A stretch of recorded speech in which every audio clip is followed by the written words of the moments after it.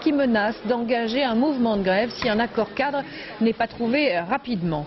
Parmi les professions concernées, près de 150 000 fonctionnaires de police dans les brigades de recherche et d'investigation. Les lieutenants de police ou les gardiens de la paix sont souvent passionnés par leur métier. C'est le cas par exemple à Gennevilliers où les jeunes femmes qui partent en filature ou pour une confrontation n'envisagent pas de compter leurs heures. Le reportage est signé Nathalie Pérez et Benoît Véran. Ils ont suivi ces jeunes femmes en intervention.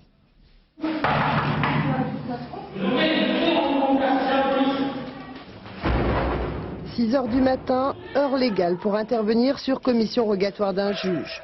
Le suspect recherché par la brigade a 25 ans, il est multirécidiviste. Son dernier délit, vol de voiture sous la menace d'un fusil à pompe. Des semaines d'enquête et de filature qui ce matin se solderont par un échec. La mère a tardé à nous ouvrir et le fils est parti de balcon en balcon et on n'a pas pu là apparemment. Soit il se cache sur les balcons, soit il est déjà parti. Retour bredouille au commissariat, il est tout juste 7 heures. Pour les fonctionnaires, la journée ne fait que commencer, elle s'achèvera au plus tôt à 18h30. Dans la police, les heures supplémentaires ne sont jamais payées. Elles peuvent seulement être récupérées. Il y a des périodes effectivement où on se lève tout le temps, et suivant les effectifs, on est un peu coincé.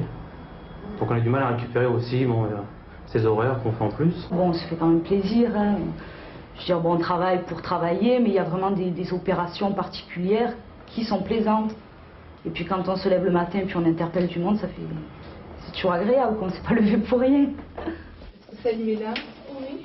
Vous pouvez ouvrir s'il vous plaît? 9 heures du matin, cette fois le suspect ne leur échappera pas. C'est un mineur, il s'agit d'une affaire de vol de moto. Au commissariat, Valérie auditionne l'adolescent. C'est le juge qui décidera ensuite de son sort. Sa mission à elle est accomplie. Pour cette finalité, le temps passé à l'enquête n'a pas d'importance.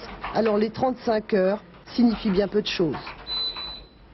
On peut nous appeler, nous dire vous avez une grosse affaire qui tombe, hop, on doit partir. On peut pas dire au procureur, à notre commissaire, bon il est telle heure, on doit finir, on vous laisse tomber.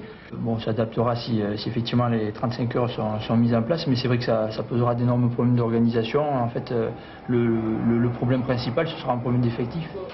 En effet, dans ce seul service d'investigation qui compte 23 fonctionnaires de police, il faudrait quasiment doubler les effectifs pour que les 35 heures soient appliquées, c'est-à-dire embaucher une quinzaine de policiers en plus.